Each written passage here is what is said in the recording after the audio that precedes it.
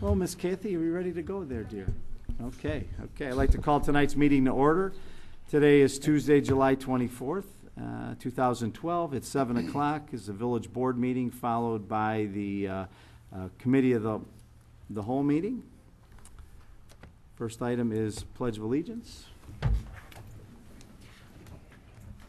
pledge allegiance to the flag of the United States of America and to the republic for which it stands, one nation, under God, indivisible, with liberty and justice for all.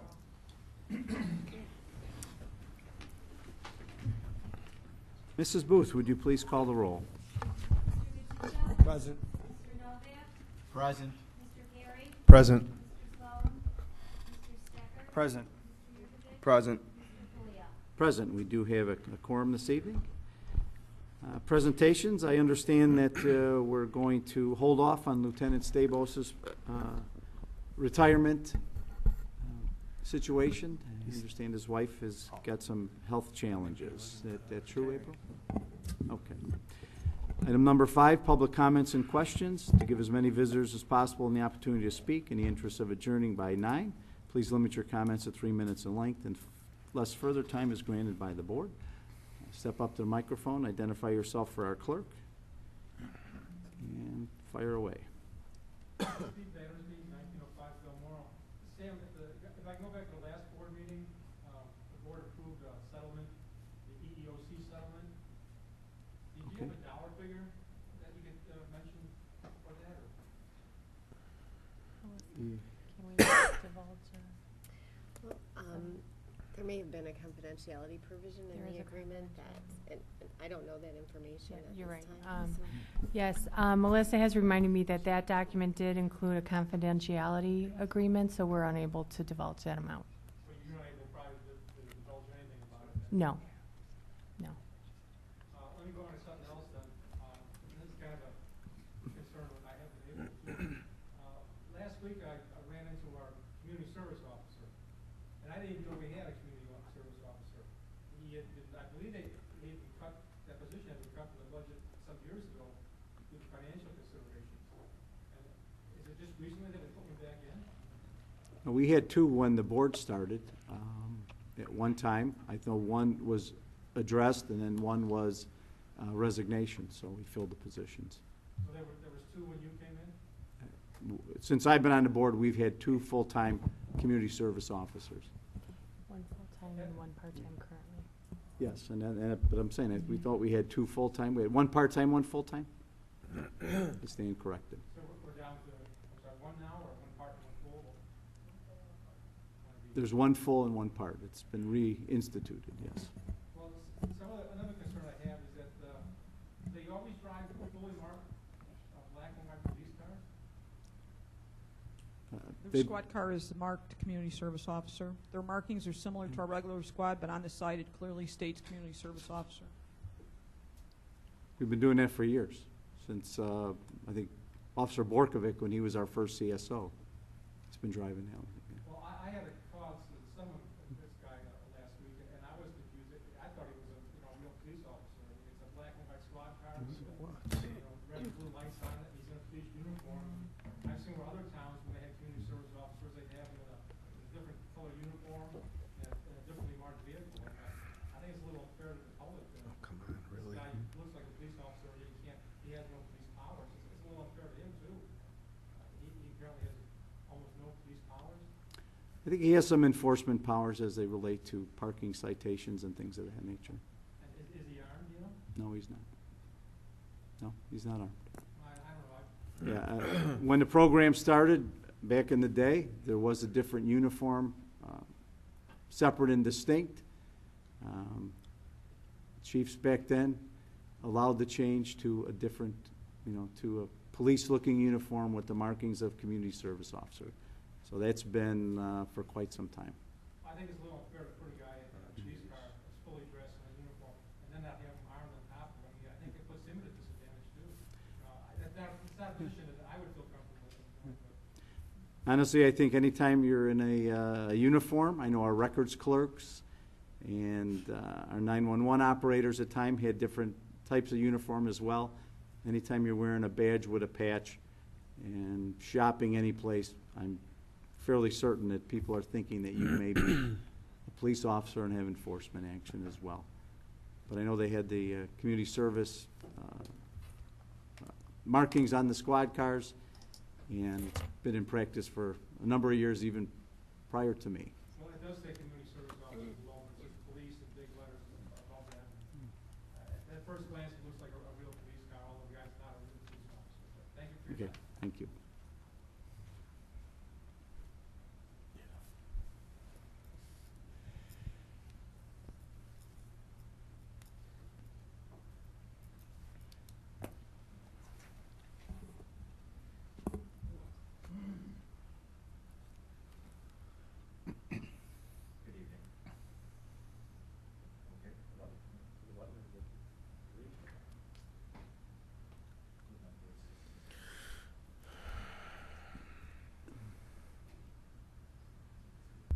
Oh, yeah. I'm usually heard without a microphone. Good evening. For the record, I am Timothy Hinsdale, a longtime village resident and local business owner. I live in beautiful Westchester. I'm speaking tonight as a private citizen. Well, the 2012 Westchester Fest is over, and I fervently hope it was the last one. Not because Westchester shouldn't have a village celebration, but because I'm extremely disappointed in the way that the village allowed the Chamber of Commerce to ignore local businesses in favor of outside vendors who contributed nothing to the welfare of Westchester. These outside vendors, in my terms, were leeches on our community. There were only 2 licensed Westchester businesses at the fest. And by the way, Sam, at the last village meeting, you compared the number of vendors at the Taste of Chicago with the number of vendors at the Westchester Fest. In that comparison, you failed to note that the city of Chicago did not allow any non-Chicago businesses at their event. They were prohibited. The same rule should have applied in Westchester. The Westchester Chamber of Commerce, under the direction of Dr. Keith Succi and Ms. Lori Murray, ignored a valuable opportunity to reach out to Westchester businesses because they did not think businesses would want to or would be capable of participating. It was a decision they made.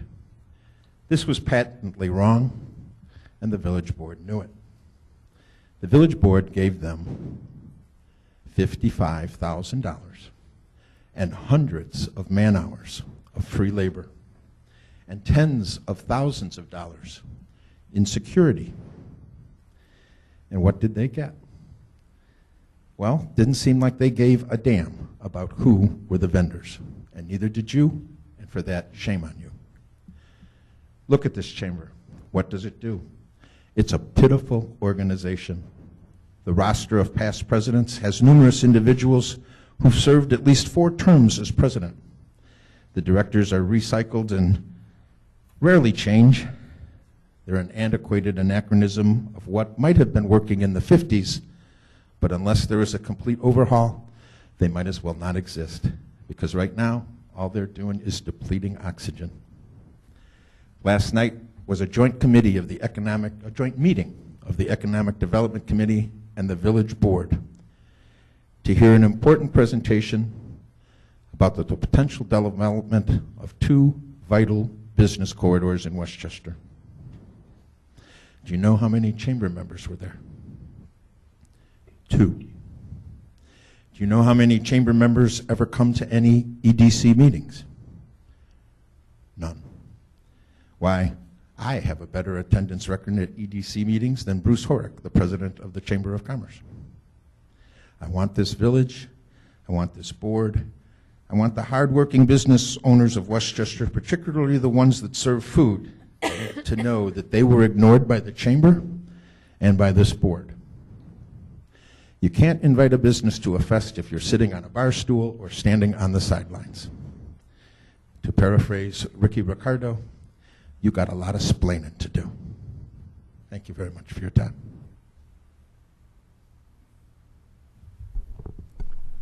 Anyone else would like to address the board? Please step up.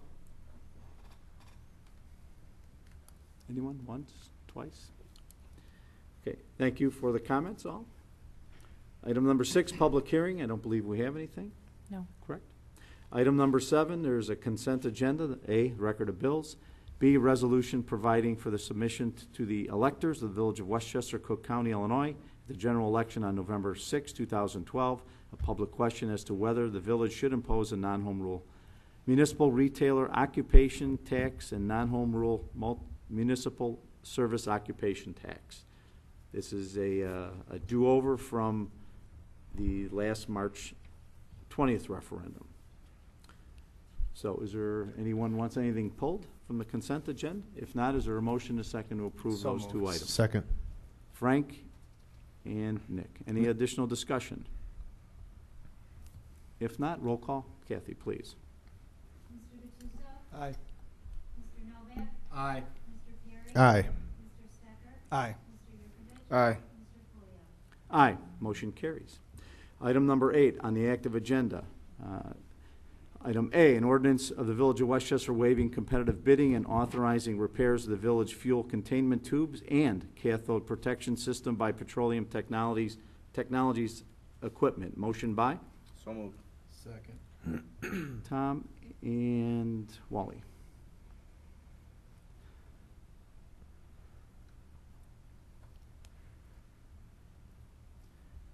Okay. Before we take a vote on that, I just want to make sure that the board fully understands what this is. If you remember back in November of 2011, John Feccarata came to us with information from the mechanic Jerry Malik regarding the fuel system that we have that was leaching water, that was a concern that water would get into the gas when they opened the tops to fill and would potentially do harm to the engines in that. I believe there was a bill, there was only certain individuals that did that to the tune of about $22,000.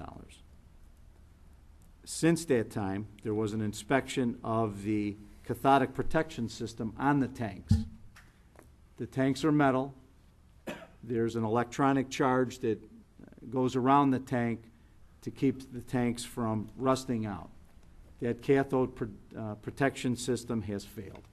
There's a amps and volt switch, and it registers volts but doesn't register the amps. There are several nodes around that have been compromised.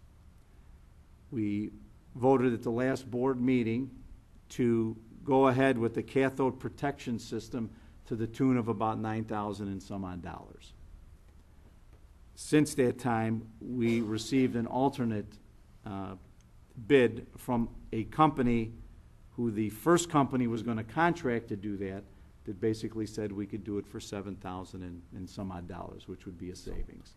So with that in mind, since we are doing some work with the tanks and the cathode system, I said we should marry these projects both together, get them both done at the same time by the same company, the petroleum company, who actually put the tanks in, that know the system, to repair the system's cathodic protection, and also do the work to keep the integrity of the tanks from leaching water.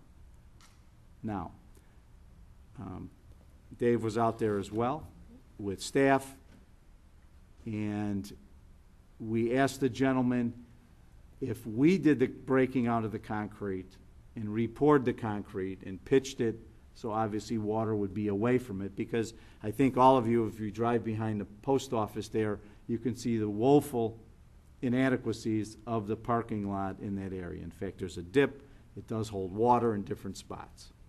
So with that, the company did send out information that said, well, if you do the concrete work and do that, I believe they would take $11,000 off the package.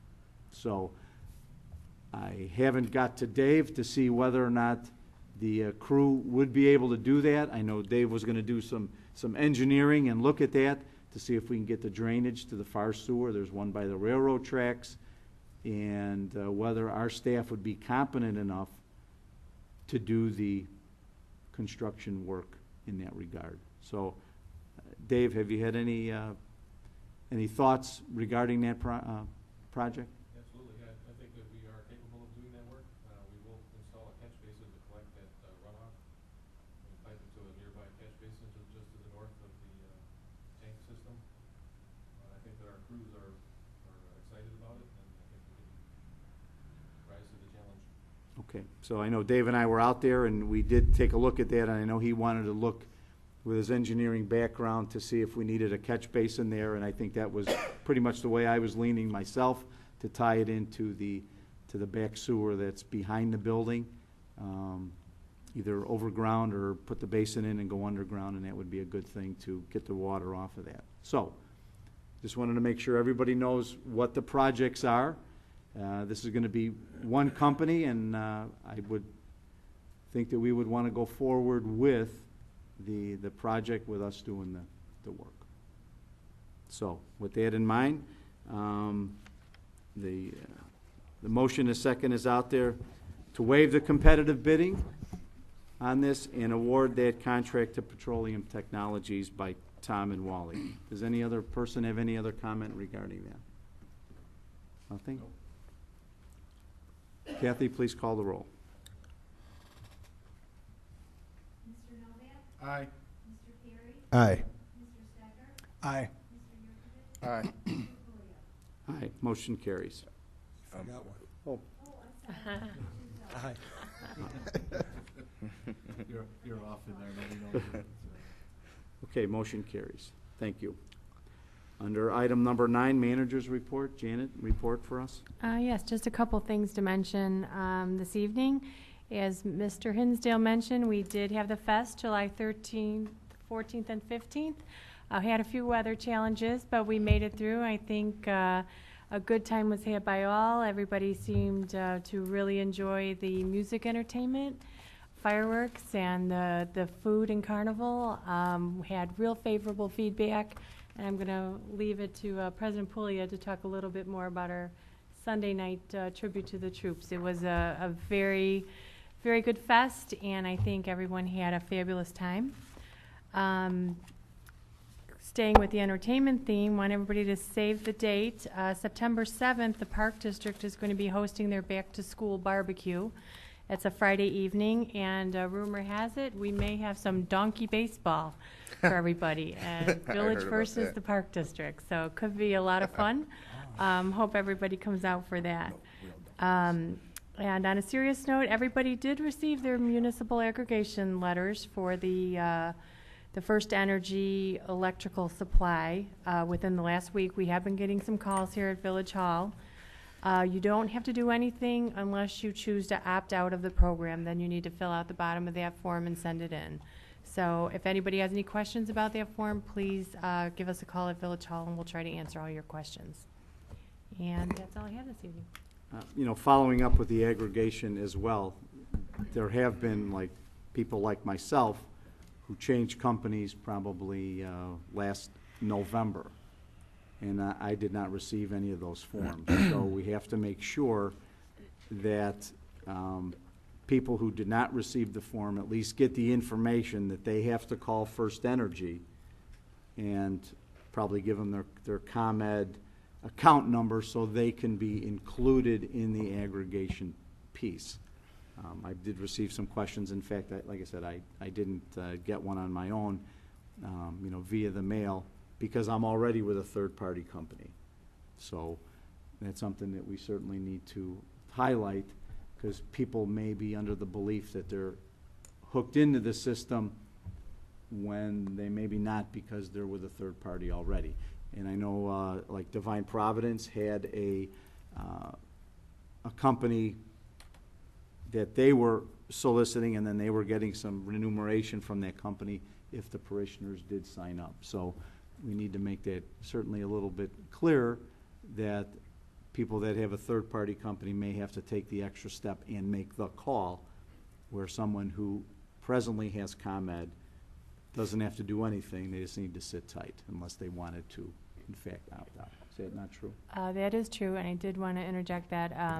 I did speak with David Hoover with NIMEC, who is our consultant regarding the municipal aggregation. He said the cost savings should be reflected hopefully on your September billing, once they have a period for this opt-out time to go through. And seems like he's been here longer than a week. I'm sorry, I forgot to introduce David Stoicer. He is our new Public Works Director.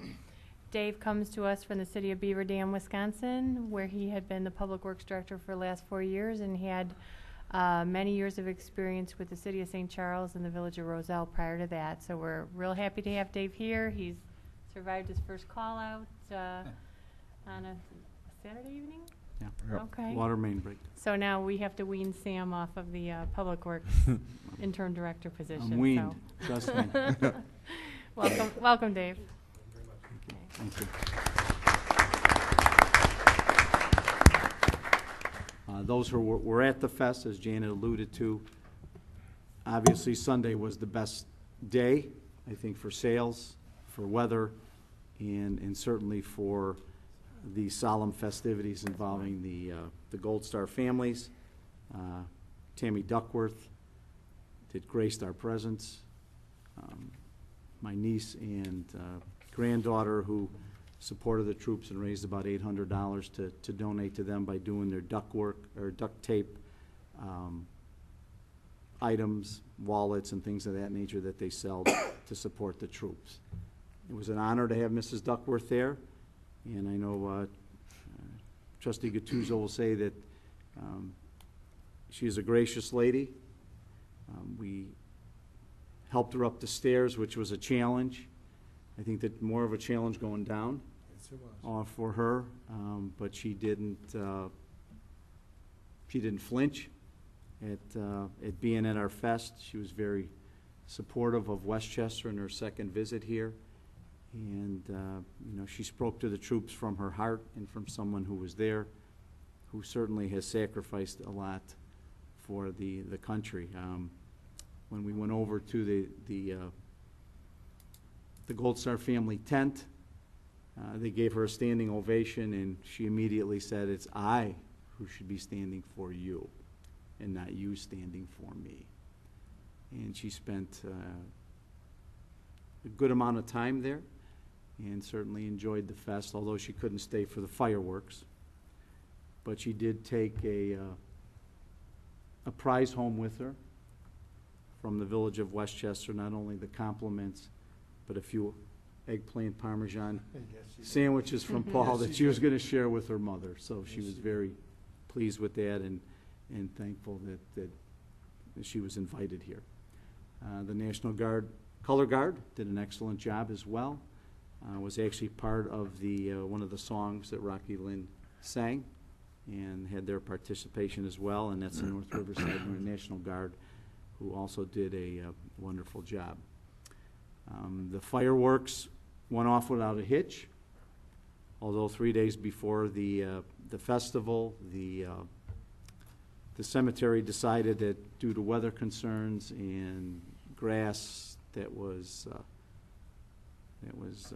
burnt by the sun, that he begged off having the fireworks in the cemetery, and we were scrambling for a day or two, and ultimately were able to use the St. Joe site on the St. Joe property, the other side of the bush line from District 92 and a half. And I can say now that it wasn't my first location to shoot them off in that close proximity, but the police department, the fire department were there. Public Works also manning the hoses back there in case anything went awry, and knock on wood, we had no problems, and it was a wonderful show for well over 30 minutes. That all the compliments of how it wowed everybody, and it really was a wow of a show, and ended Sunday night without a problem. I know on the police end, not to step on April's thunder, April and her staff and the security staff that was there certainly had their marching orders and handled everything that was possible to them, and I really didn't hear anything other than some of the normal kid BS that happens at a festival when you put kids and hormones together. So I think everything worked out well in that regards. So, and the fire department, again, did a great job. There were some, I think, heat-related incidents that we checked on people, and that seemed to go well as well. So all in all, for the 22nd year, I think we should be proud of our accomplishments and proud of the festival. You know, we can't change the weather. I'd like I'll to be- add Chief Adams avoided the heat by The dunk tank. making a few stops in the dunk tank, So, courtesy of Trustee Stucker at one Yeah. point. so, Oh, I helped out with that too. but I think it was a fun time for all, and I thank St. Joe's for allowing us to be on the property again as well. Attorney's report. We have a substitute for Mr. Durkin. This certainly isn't Mr. Durkin. This is Miss Melissa Mirabelli from Strino, Mello, and Durkin. She's been here before, and it's an honor to have her here as well, representing the board's interests. So thank you for subbing in for Michael. Thank you for having me, Mayor. I have no reports. Nothing? Okay. Board members, any reports? Frank, maybe an overview of last night for the masses? Well, the EDC met last night, which is not typical. Normally we meet on Monday mornings at 7:30 in the morning. Last night we met at 7 o'clock right here. It was a joint between our board and the EDC, and we just went over the UIC Roosevelt Road redevelopment plan and the Cermak-Manheim Commercial Corridor revitalization plan. The presentation was given by Abe Lentner. He's a professor that's running the program at UIC, and it was very informative. It was a good opportunity for everybody to learn what could actually go on here in town. Very promising. Great, thank you. And it was a good presentation as Very. well. So for those that missed it, you know, I want to say shame on them, but they missed a nice presentation. I'm sure we'll have that information available, make some copies of that as well, and have them available on, either on the web or on the web and at our counter as well for public review. Wally, anything in the Green Committee? Green Committee had a booth over at right next to the fire department, and I'd like to compliment the fire department, and it actually rolls into the fest, and the police department, and the village staff on a very well-run fest, a very, and I use customer service friendly staff. I'll sum it up by one comment I heard by a non-resident of Westchester. We were carting people back and forth and helping them on golf carts, and one guy goes, "Hey," so I'm like, "Oh crap!" So I stop it. He goes, "I just want to tell you, you guys at Westchester really know how to treat people right." And I don't know word for word, but he mentioned the village. He says, "I went there. They don't give a crap about you. They want your money. You guys are sit there." I felt great. He goes, "You know, this is great. It's my first time at the fest, and I just felt like you guys really know how to treat." And I saw that by the fire department, by the police department. Hey, you know, help these people. Hey, Wally, could you go and take these people? Really, customer service, friendly, and all involved. Public Works. It was just a great, great experience, and I thank everyone for that. Thank you. Tommy, anything else? I really got nothing. The cab is looking over the questionnaires that they had at the fest. Other than that, That's it. Paulie, you're bailiwick and special events. Very happy. Fest went off good. We had some challenging times with the weather, and but we got through it. It was a good fest. I also have one apology to make, and the apologies to Mr. Hinsdale. Mr. Hinsdale came up before a couple weeks back and asked me if I received another letter from the chamber. I did not. When I did say yes, what I did receive was my first letter in April. I do apologize to you, Mr. Hinsdale. And I filled it out for being a chamber member and chamber vendor. Sent it in. When Mr. Hinsdale approached us about sending another letter to vendors, I did receive another letter. Didn't open it. When I did open it, it was for a corporate sponsor. But he did ask me. I did say yes. I want to apologize to him, in front of everyone here that my apologies. It was the wrong one. I apologize to you. I accept your apology. Thank you. Thank you, Mr. Hinsdale. Other than that, we had fun. Like I said, I had a great time at that fest, and 22 years of doing it. And there's a big part of that fest that means a lot to me. And we all know that the person that was really at the beginning of that fest was Trustee Luciano. And every year that fest comes around, it's a little soft spot in my heart for him. He loved it, and he wanted it to go on forever. And let's hope that we can put our hats on and our thinking caps on to maybe continue it in a small venue and kind of keep that little idea that he had 22 years ago alive in his honor. So I'm asking this board to, let's think about it, and hopefully we can move forward. I know we talked about it many times, Sam, about having small venues all the way around town, Oktoberfest, and the different kinds of things I like to do. I'd like to continue that idea and move forward as a special events committee. But I also would like to continue and maybe try to do something similar to what we have been doing for 22 years. So I'd just throw it on the table for us to think about for the next year to come. Okay? Thank you. Thank you, Paul. Nikki, anything for the quorum?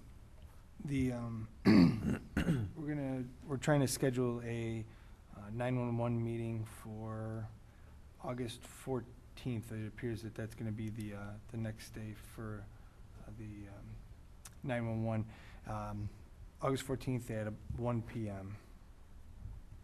August 14th. What day is it? Tuesday? The day after the 13th. I don't know. Is it the one before the 15th? Yeah, yeah. Never mind. Yeah. It's always got to be I won't say it. Anyway, okay. Miss April, anything to share? Thought I was going to skip you, huh?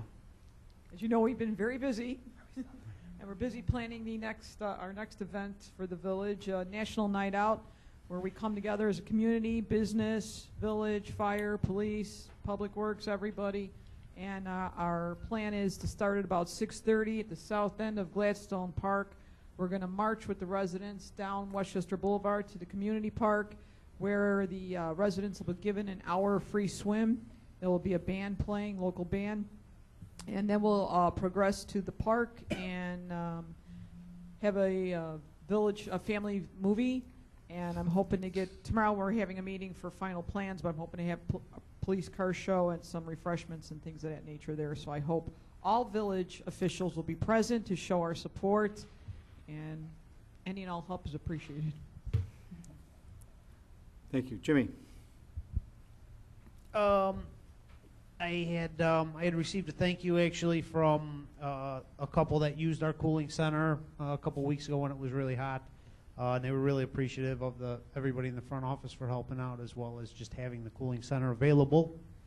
We also had a group from McNeil School who wrote all kinds of nice thank yous to us for a nice tour they had at the firehouse, primary school age kids, and they really enjoyed that. Along with the cooling center, I did want to remind residents that even if the village doesn't activate our cooling center, there are other areas in town where they can actually get out of the heat during normal business hours at the library, at the Park District buildings, just to get out of the heat if they don't have that option anywhere else. And then finally, just something the fire department's doing. We've got a Union Pacific Railroad training official that's actually come out to our training room, and actually Monday, Tuesday, and tomorrow he's been actually training some of Westchester, Hillside, Berkeley, Bellwood, and Broadview's guys in first response for train accidents, hazardous materials, and he's got this real neat trailer that has different appliances on it that actually give us a little hands-on to, because they can't obviously bring out the trains to us. So having that available is really neat because, when it happens, it's just good to be familiar with the equipment. So, but besides that, that's all I got. Thank you. Annie, on the finance end, how are we doing? Doing good. We have some final numbers from the 4th of July parade budget. Total expenses for the parade were $5,811.15. However, we brought in sponsorship revenue of $1,130, so that resulted in a net expense for the July 4th parade of $4,681.15, which of course was all paid out of the hotel motel tax fund. Thank you very much to Molly Keene for keeping track of everything and keeping it together. Do you know what we spent last year? I don't have that right in front of me. I can let you know though. Additionally, our request for proposal for banking services was submitted or released this week. The village is seeking a new bank to handle our checking accounts and primary operating activities. Responses are due back Friday, August 10th. And I did want to mention that Ann reported the actual expenses for the parade. The actual parade budget had been $8,200, so we came in significantly under budget for that. So 'Cause I thought everybody was very cost last conscious. year we were pretty and- close to 10, I if I thought, remember. there was something like right around 10-ish. Really? Right, so we paid quite a few more entertainment fees last year. We did give a few school donations this year and had three professional entertainers, but we still came in significantly under budget for the parade, so good job keeping the cost down. Thank you. Greg? Thank you very much for this chair. I really appreciate it. It was nice to slouch back over there. I'm going to be coming to the board in the very near future with some designs that we're putting together to sort of overhaul the communication method we have with dispatch and the fire department between the two entities in dispatching our fire calls. The previous system was put in by yourself probably 25 years ago, I believe, and it just isn't holding up the way it was meant to be. It was, huh? It was working great up until a short time ago, but we've been investigating. Exactly. Once again, the fireman broke it, right? Those two keys. The two progressive keys? Wow. They either that or they're turning the volume down so they don't get woken up in the middle. Never mind. Well, now that I can understand. I know you'd like that one, but we are in the midst of Chicago Communications building out a new method of communication to allow for direct access. We know when the engines are leaving to make sure that they're all notified. Currently, they are all notified via an overhead system, but it's still a little bit outdated, if you will. Antiquated would be a word, yes. And so the newest technology out there, a company called Zetron makes the device, and Chicago Communications is putting together a proposal currently to add some of the bells and whistles that can be added to it that would sort of mimic what we have or did have, such as alerting the firemen using a ramp-up system, just to, I guess for educational purposes. There used to be a time when it was a loud bell, and the firemen would be sleeping and would jump out of bed 3 or 4 feet off the ground, not knowing what hit them. But we're going to be changing over to a ramped-up system so that it quietly alerts them. And it's been a complaint for many, many years that the firemen, their adrenaline levels go crazy by hearing that bell, either in the middle of the night or as they're standing by it. Additionally, there's a couple of the additional things that he wants to add on, which is necessary, especially for some of the supervisory staff, is when they do get a call out in the middle of the night, a light go on so that they can begin writing down addresses and information that's being provided over dispatch, as opposed to having to remember it and run down and call back. So Won't that be on the computer system now? it will be on the computer system, but they still want to be able to have that as they're going to either look at an address, sometimes an out-of-town address. Mhm. So there's certain things that may come up that won't be directly sent to the rate. Yes, so I'll be coming back to the board on that in the very near future. And again, thank you for the chair. Thank you. Kathy, anything? Nothing. My son got engaged. There you go. Oh, Yeah. Congratulations. Off the payroll. Yeah. Dave, your turn. Okay. Let's see, you may have noticed in front of the village hall where there was a water main break previously, we're going to be restoring that curb and sidewalk with a handicap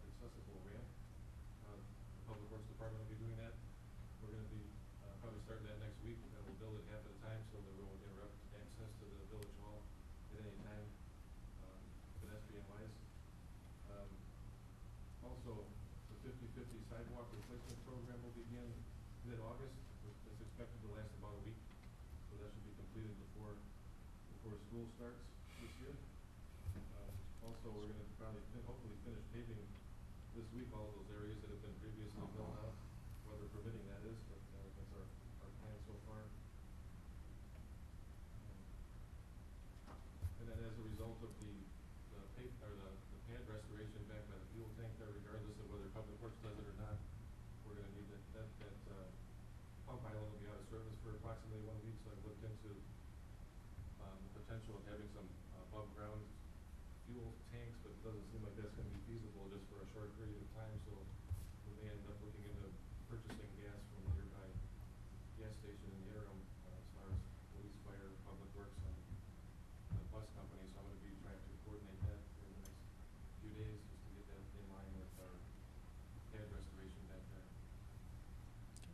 One thing I forgot to tell you is there were, in the 50/50 sidewalk program, the board had a wish that obviously the Public Works would do all of it, but we didn't want to commit to it based on the job board that you and I both know is pretty voluminous as we sit here. But we did want the Public Works Department to address approximately 40 little trip hazards that needed to be replaced. So it's not the 200 squares or whatever is out there in the wholesale program, but there were about 40 trip hazards, and I'm confident, based on the concrete work that I've seen our guys do, that they can do that. So just keep that in the back of your head, that there are ones that we're going to get done on our nickel as trip hazards to take care of some of the IRMA requirements of those things and take them out. So,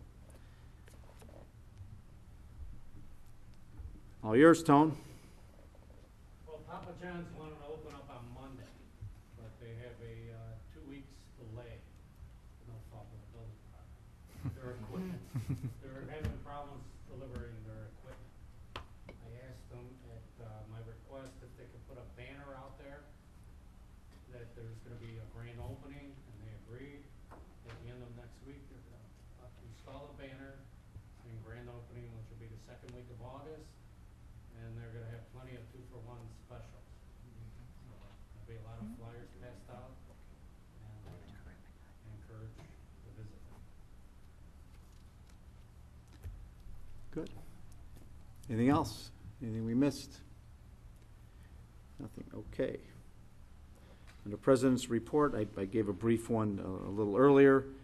Janet and I did appear before the Cook County Board today, and I'm pleased to announce that our commissioners voted in favor of allowing our fountain project to go forward, that hopefully we'll be starting on tomorrow to try to get the Westchester Memorial Fountain placed at the corner of Cermak and Manheim Road, adjacent to the flower beds that the Westchester Garden Club has already started. As you know, probably for the last 2 years, we've been involved in this project. We have solicited some private donations that we have as well. The fountain is here. It has been here for probably a good year or so, and we're going to start that as soon as we can. I would like to get it at least operational prior to September 11th, as the fountain is going to be dedicated to not only the police officers in Westchester, current, former, and past, fire department as well, the military, sacrifice of all the soldiers in Westchester and around the country, and the 911 people that lost their lives, and certainly the survivors as well. So that is the game plan, to try to put something up. I think it'll be nice. It'll be a nice enhancement to the corner. And listening to the EDC last night and in prior meetings, they've talked about enhancements and beautification and aesthetics. And I think that Cermak and Manheim being one of the main gateways to the village, that this will only enhance it and hopefully be a jump start for some of the economic things we talked about yesterday, and trying to get the businesses, to spruce up, to look nice, and certainly create more business for them, which is a win-win for us and them as business owners. So that's pretty much all I have for this evening. I don't believe there's an executive session. That's it. Is there a motion and a second to adjourn our board meeting? So moved. So moved. Second. Second.